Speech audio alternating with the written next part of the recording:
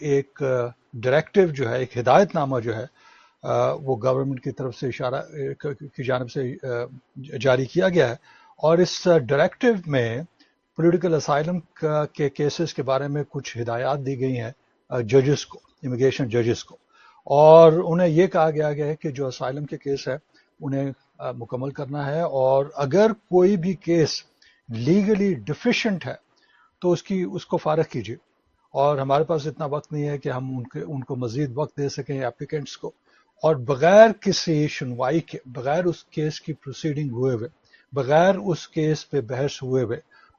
وہ اسائلم کی اپلیکیشن جو ہے وہ ڈینائی کی جا سکتی ہے۔ اس سے پہلے کبھی ایسا نہیں ہوا۔ ہوتا یہ تھا کہ اگر آپ امیگریشن کورٹ میں جاتے ہیں اور جج آپ کی اپلیکیشن دیکھتا ہے، پہلی جو ہیئرنگ ہوتی ہے جسے میسٹر ہیئرنگ کہتے ہیں، اور جج سمجھتا ہے کہ اس میں مزید کوئی ڈاکومنٹیشن کی ضرورت ہے اور اس میں کچھ چیزیں جو ہے وہ ڈیفیشینٹ ہے، یعنی ان کی کمی ہے، تو جج بڑے گریشیسلی جو ہے کہہ دیتے تھے کہ اس میں فلاں فلاں چیز جو ہے وہ کم ہے اور اس کو مکمل کیجیے، اور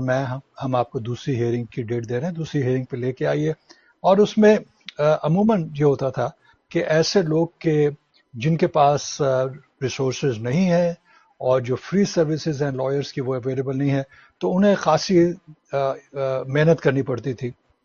کچھ لوگ جو ہیں جو بنیادی اپلیکیشن بنا لیتے تھے، اب اس کے بعد کون سے سپورٹنگ ڈاکومنٹیشن وغیرہ جمع کرنا، تو وہاں پہ آ کے ان کے لیے مشکل ہو جاتی تھی۔ لیکن اس کے باوجود بھی ججز جو ہے ان کے ساتھ بڑے صبر کا سلوک کرتے تھے اور بڑے آرام سے انہیں ایکسپلین کرتے تھے، اور انہیں بتاتے تھے کہ یہ فری سروسز اگر تم کو نہیں ملتی تو پھر تمہیں اپنا لائر کرنا پڑے گا تاکہ اپنے کیس کو بہتر طور پہ تم پیش کر سکو۔ تو کہنے کا مقصد یہ ہے کہ اس وقت ججز کو یہ ڈائریکٹو نہیں تھا کہ اگر اپلیکیشن جو ہے وہ ڈیفیشینٹ ہے، اس میں کمی ہے، تو اسے فوری طور پہ سنے بغیر اس کیس کو جو ہے ختم کر دیا جائے پروسیجرل لیول پر اسے پرکھنے کے بعد۔ اب کیا ہوا کہ یہ جو ڈائریکٹو آیا ہے جس میں کہا گیا ہے کہ اگر کوئی ڈیفیشینٹ ہے اپلیکیشن تو اس کی مزید جو ہے وہ سنوائی کی ضرورت نہیں ہے۔ آپ ججز جو ہے اس کو اپلیکینٹ کو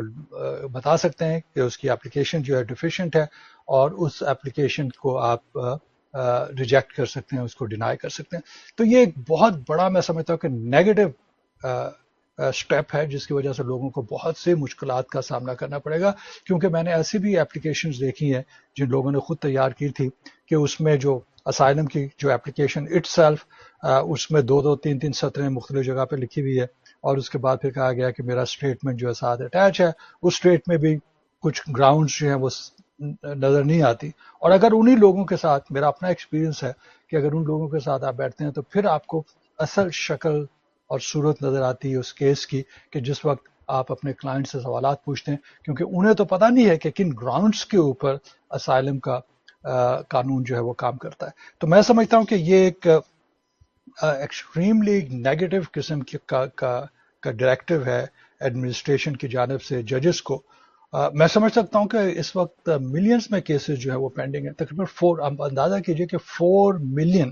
کیسز جو ہیں وہ ججز کے سامنے ہیں، اور ان 4 ملین میں سے 1.4 یا 1.5 ملین کیسز جو ہے وہ اسائلم کے کیسز ہے۔ تو اس سے مراد یہ نہیں ہے کہ اسائلم کے کیسز سنے نہیں جانے چاہیے، یا اتنی بڑی تعداد میں اگر ان کے کیسز ہیں تو ان پر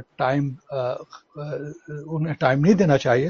طریقہ اس کا یہ تھا کہ بلینز آف ڈالر جو ہے لوگوں کو ڈیپورٹ کرنے پر صرف کیے جا رہے ہیں۔ اس وقت جو ہے وہ $170 بلین اس بجٹ میں سے نکالے گئے ہیں لوگوں کو ڈیپورٹ کرنے کے لیے۔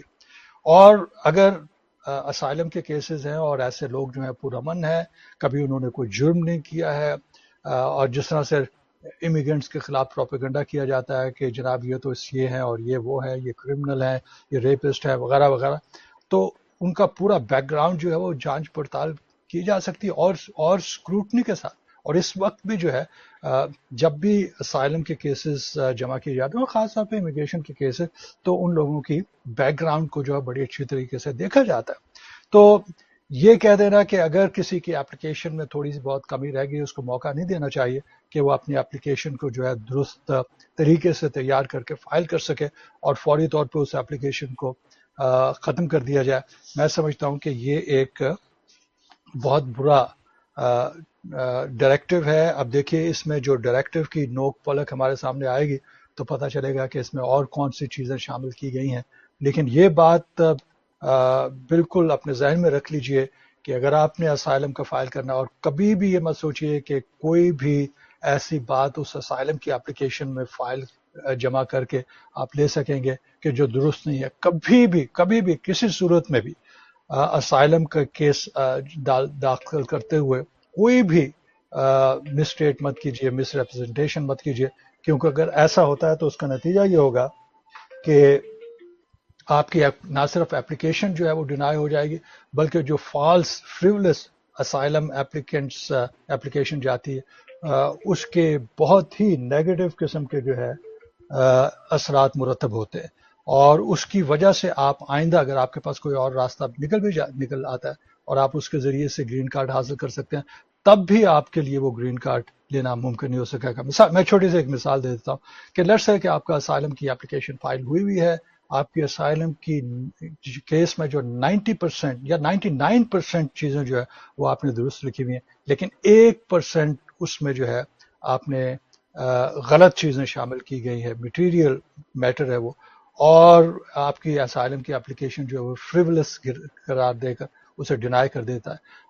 دیا جاتا ہے. اور اس دوران میں آپ کی اگر میرج ہو جاتی ہے امریکن سٹیزن سے، اور اس بنیاد پہ آپ گرین کارڈ حاصل کرنا چاہتے ہیں، تو اس کے لیے بھی آپ ڈسکوالیفائی ہو جاتے ہیں. تو یہ ذہن میں رکھیے کہ اسائلم کی اپلیکیشن میں کوئی بھی شک و شائبے والی بات نہیں ہونی چاہیے. اور میں آپ کو اسٹرانگلی ایڈوائز کروں گا، یہ نہیں اس لیے نہیں کہ میں لائر ہوں یا لائر کو فیسیں دلوانا چاہتا ہوں، لیکن ایک اچھا لائر، اور اس میں ضروری ہے کہ اچھا لائر جو وقت دے سکے، آپ کی اپلیکیشن کو سمجھ سکے، آپ کے حقائق کو سمجھ سکے، آپ کے مسائل کو سمجھ سکے، اور اس کے بعد وہ اپلیکیشن جو ہے پراپرلی جو ہے وہ فائل کی جا سکے، اور اسی سے آپ کے چانسز آگے بڑھ جائیں گے. اسی طرح سے باقی جو امیگریشن کے معاملات ہیں ان میں بھی آپ کو ہر قدم جو ہے وہ سوچ کے لینا پڑے گا. اب جو شور مچا ہوا ہے کہ جناب بہت سی سچویشنز ایسی آئی ہیں کہ جس میں ایسے لوگ کہ جو نیچرلائزیشن کے ذریعے سے جنہوں نے امیگریشن حاصل کر لی تھی، اب ان کے خلاف جو ہے ٹرمپ ایڈمنسٹریشن جا رہی ہے، تو اس میں ممکن ہے کہ کچھ کیسز جو ہے ایسے نہ ہوں کہ جن کے خلاف لوگوں کو، جس کی بنیاد پہ لوگوں کو اریسٹ کیا جائے، لیکن یقیناً ان میں کچھ کیسز ایسے بھی ہیں کہ جن لوگوں نے اسائلم جن لوگوں نے امیگریشن کی اپلیکیشن فائل کی تھی نیشنلائزیشن کے لیے، اس میں ان سے غلطیاں ہوئی ہیں، اور اب اس کو جو ہے وہ ایڈمنسٹریشن دیکھنا چاہتی ہے کہ کس طرح سے پرسو کیا جائے، اور ان لوگوں سے